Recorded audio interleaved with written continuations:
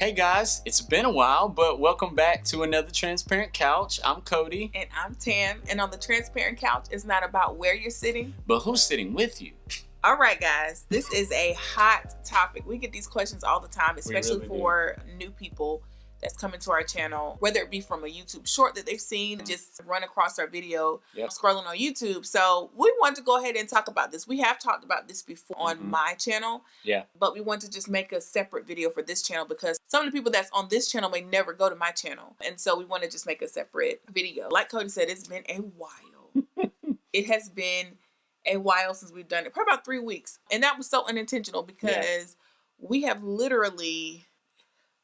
just know it's a lot going on. Life has been lifing. Yes, it has. Let's just say that. But we're getting back on the ball with these because we absolutely enjoy doing Transparent Couches. So yeah, we sure do. As you can see, the title is talking about how we met as an interracial couple here in the South. A lot of people are often curious about how we met as an interracial couple, specifically here in the South, because, you know, in other parts of this nation, interracial is not a thing. Right. Interracial. We have friends right now that told us before they moved to the South, nobody ever talked about it. Like it was not a thing. Like, oh, an interracial couple. It was just a couple. But here in the South, it's definitely a thing. And so we just always thought it was just, that's what it was. Right. So we kind of want to share our story about how we met, and we'll just go from there. So long story short, this story always starts with me because I'm the one that spotted her. And I'll never forget this moment. It was at church. It was choir rehearsal. One of the guy that's like a brother to me, one of my best friends, was also friends with her. And she was weren't you coming to church for a little bit before you came? It was like a little bit, not too much time, maybe a couple months or so. And she got invited to choir rehearsal because, of course, she can sing. Y'all know that already. And I saw her walk in with a friend that she rode with. And I was with my friend who was playing drums at the time. I was like, man, she's bad. Of course, y'all know bad in a good way. And I thought she was beautiful. But of course, me being as insecure as I was, I didn't have the confidence, per se, to actually go up and approach her. So I just thought she was beautiful, admire from a distance, and move on. And then how long after that was it when you decided you wanted to add people that you saw from the church? Maybe a week after that, after coming to choir rehearsal and then coming to service. After that choir rehearsal, I just started seeing people, like you get the suggested friends. I don't remember what Facebook was calling it then, but he popped up. Was it people you may know? Something like that. Okay. But he popped up, and a few other people from the church popped up. So I clicked on it, add friend, him. I did like maybe 10 people in one swipe. And Cody, about a week after I added him, hopped on Messenger at the time because it was, or IM. It was not an inbox or DMs at the time. Yeah, you had to be on. You remember that? Yeah. You had to be on to see the message because you can only chat with people that were online. But go ahead. That's so true. Yeah. And I guess he saw me on one day and just started messaging me. And the rest is history, honestly, y'all. Like, we laugh about it because when I first met Cody, I was in a weird place when it came to relationships. I really didn't want to date anyone. I had been burnt and hurt by previous relationships, but I also, in my heart of hearts, was looking for someone who was consistent and someone who loved God. And he was both. But at the time, I was afraid. Honestly, y'all, I was afraid. And it had nothing to do with the fact that he was white. It had nothing to do with the fact that he was white. It had all to do with me not being sure of myself. And if I was ready to commit to anybody. I don't even think I really, honestly, babe, I don't think it ever really clicked to me that he's a white guy. I knew he was white, but it was never a thing. It was not something I was thinking about. It was nothing you ever made a thing either. Like you've seen it where some people might date somebody from a different race for the first time. They make it a thing, like, oh, I'm dating such and such. But you never made it a thing. It's just, we got together. That's what it was. And it just really, it really just happened that way. The only thing I remember was I wanted to give my family a heads up. And this is where, when you talk about the things about the South, this is where you get into that. Because although my parents are not racist, could care less. Yeah. In the South, it's like almost assumed you're just going to date your race. Yeah. Like you automatically, when you picture yourself getting married, you're picturing yourself marrying the person same of your race. If you're white, you're picturing yourself marrying a white person. If you're black, you're picturing yourself marrying a black person. And at that time, that was nowadays you're seeing a little bit more interracial couples, but even still, it's all we see here. All we see is white couples with white couples and black couples with black couples and Asian people with Asian people, so on and so forth. Yeah. You don't see a lot of mixing and mingling. You're seeing it more so now, for sure, probably within the last 5 years. But I remember growing up, when you saw a white and black couple, it was like, oh wow, like, okay. Yeah. And I actually have family members who are biracial, and at the time it wasn't a thing. Like, and when I say a thing, it was almost abnormal to see a white person and a black person together. And so for us, when we were dating and I decided to, well, at the time, I think my parents were going to come to help me move. I don't even know that. I don't know. It was so long ago. I don't know if it was the time where they were coming to help me move or the time where I came home, but I believe it may have been before I brought you home to visit. But I called my dad and I asked him, I said, Dad, I just want to ask you, like, if I were to date outside of my race, how would you feel about that? And he said, I don't care what color they are, as long as they treat you right.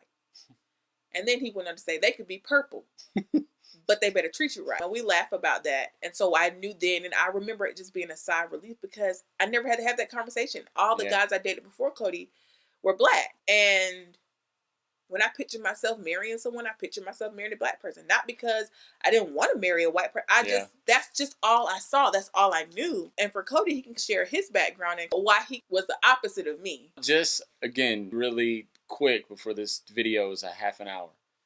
My mom married a black guy when I was in elementary school. So I spent a lot of time after that, not just around his family, but became friends with black kids in my area. Grew up in a black church, so of course it wasn't all I saw, but it was predominantly what I saw. As far as life, the only, to say, white people that I was cool with was my family. And that wasn't necessarily because I wasn't cool with white people. It's just that was what I had gotten used to. So when I saw myself marrying somebody, it was a black woman. That's just that. Which makes sense, kind of. If you grow up around black people, that's what you know. And right. I definitely grew up in a more diverse atmosphere. I grew up around black people. I'm black, but I went to very diverse schools. So I saw everything, but I still never really saw myself just because of the culture here. And so for us, people often ask, do we experience a lot of racism? Not in our face. In our face. Yeah. Honestly, if I could be honest, the most racism we've ever experienced is on this platform. We get a lot of really rude comments about us being together. Some people will say things about him. People will say things about me. And it's hurtful because things will be said like, oh, they don't belong together, or y'all don't look good together. Y'all don't look good together, or she ain't really for us. And if you're black, you know exactly what I'm talking about. And that hurts because I absolutely love black people. I'm black. You know what I'm saying? Like, why wouldn't I? But because I fell in love with a white man, all of a sudden I don't care about black people. Yeah. You hear these comments, you have to rise above them, you have to move forward because people are speaking out of ignorance. And it's a hard conversation to talk about because you don't want to see the negative things. You don't want to deal with the negative comments. You definitely don't want to deal with it when it comes to your children, because I'll fight somebody over mine. Zoom in on that. I'll fight somebody over mine. Did you just give me an editing direction? I did. That's funny. I did. Okay. That's funny. But so with that being said, have we had some challenges? Absolutely. I think there was just the beginning of the pandemic, a really serious uproar. Just the conversation just became stronger, specifically after the George Floyd incident. Yeah. Conversations began to happen that weren't normally happening, especially amongst people here in the South where racism it runs rampant. We've been fortunate and blessed enough to never have to deal with anything blatantly in our faces. Not anything that we didn't notice until maybe after the fact. Because we don't go around looking for it. We don't go around looking for people to treat us differently. Right. Now when they do, we just chalk it up to them being ignorant. But I said that to say there's been some challenge. There's uncomfortable conversations to have all the time. But that's part of just who we are. Some people ask the question to be nosy. Ooh, do y'all deal with racism? Has anybody said anything? Yeah. And I'm not gonna feed into the negativity, right? Mm-hmm. Some people genuinely are concerned. Are you guys okay? Yeah. People who aren't from the South they really be worried, like, how is it? It's like, y'all, we're good. Like, we're safe. There's certain areas we know we probably shouldn't go around. And that's all over the world. There are certain areas. Racism doesn't just exist in the South. The South just shows its head a little bit more than other areas. But it's racism all throughout this world and throughout this country. And without making this another long conversation, it's not just white and black either. Oh, no. Yeah. Oh, no. Racism is in so many different cultures, subcultures. But that's a whole nother conversation for another day. And so that's how we met. We met at church, fell in love. I was literally, y'all, and when I say this is the short version because this is so much longer, but I was not checking for Cody, and not in a bad way. I remember this one girl when we first did the first video on the other channel. Oh my gosh, I guess she had a crush on Cody or something. Honey, she was coming for my neck. I can't believe she saying she didn't want him. She ain't cute anyway. She did. And I was like, why is she so angry? This is our story. I really didn't want to date Cody at the time. I just thought Cody was cool. We were friends. And I told him, like, listen, I'm talking to other people. Like, I'm seeing what options I got. I was hurt when she said that. But anyway, she didn't know. She didn't know I was hurt. I was just trying to be real with him because I didn't want him to think like we were exclusive, because when I met him, I was already talking to another guy, but I wasn't sure if I wanted to keep talking to him. I was like, but Cody was consistent, and he showed me that he was serious. And once I realized, oh, he's serious, I was like, okay, I probably need to take him seriously too. Part of that was, I told God, and it's funny, so I told God, it's like he's God. But anyway, my prayer was I didn't want to date just to date. I didn't see the point of going from girl to guy. I didn't see the point in that. To me, there's nothing good about that. I wanted the next girl I dated at the time to be something, like to be my wife. And when I met her and actually got to talk to her, because of course she was fine, and is fine. But when I talked to her and saw she had a good head on her shoulders, she loved God, she knew what she wanted to do. She wasn't just out here living willy-nilly, like she was a lady. Because I'm a lady. She wasn't out there living willy-nilly, or as some people say nowadays, thotting and bopping. She wasn't about that life. You're really showing how country and southern we're talking about some willy-nilly. They probably be like, what does that even mean? She wasn't out here running rampant looking crazy. Right. But she wasn't doing any of that. She was a woman that had a good head on her shoulders that loved God, and that impressed me on top of how beautiful she was. It showed that the beauty wasn't just skin deep, but it was on the inside. Yeah. And I could say the same for Cody. Cody was not, Cody, we laugh about this. We always joke about it because he'll say, y'all, I was a bum when I met him. Yeah. Which he was. Cody did not have a car or a job and was chilling at his grandma's house. Chilling. However, Cody had potential that once he was encouraged, he jumped for. It wasn't like, oh, he got potential and 3 years later he's still sitting on his grandma's couch. Like, within months of us dating, he was on it. And I think I saw that in him. I saw his tenacity, saw his zeal, and I saw the fact that he had a heart for God. And I knew that heart, that genuine heart for God, was going to help him excel and progress as a man. Yeah. And all the other guys had dated, they didn't know God for real. They went to church, but anybody can go to church. Yeah.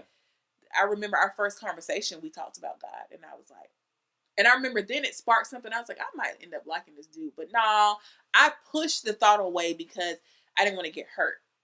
Only to find out that he wasn't out to hurt me. He really wanted to date me. And shout out to our mutual friends that kept, girl, you need to stop saying you like him. I'm Team Cody. And I'm like, calm down. I'm indebted to them to this day. Honey, they love Cody, honey. My parents love Cody, and I love Cody's family. Like, we just meshed well together. And so, yeah, that's how we met, y'all. If you're new, if this is your first time watching our channel, we do have 2 beautiful baby boys, and we love them dearly as well. And I don't know, y'all, it's just, it could be worse. We're blessed to say that we haven't had any traumatic experiences being with one another. And so we're grateful to have met each other. We're grateful to have crossed paths. I definitely feel like God allowed us to cross paths. And we made the decision to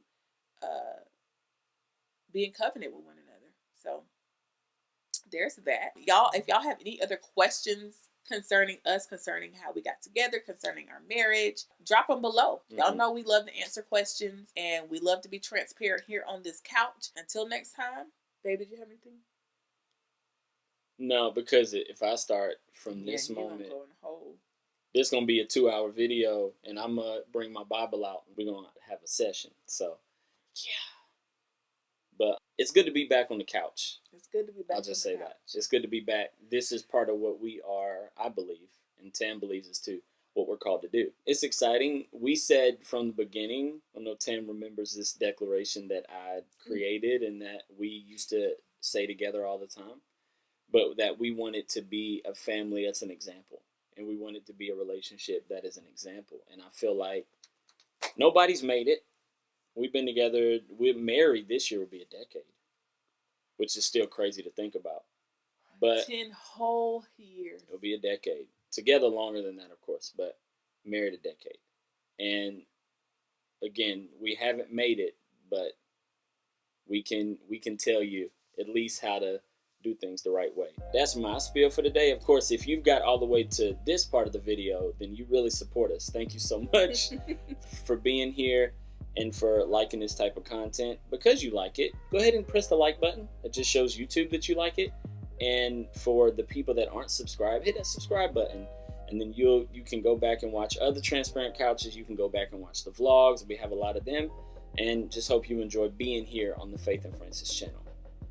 All right, guys. We'll see you in the next video. Bye.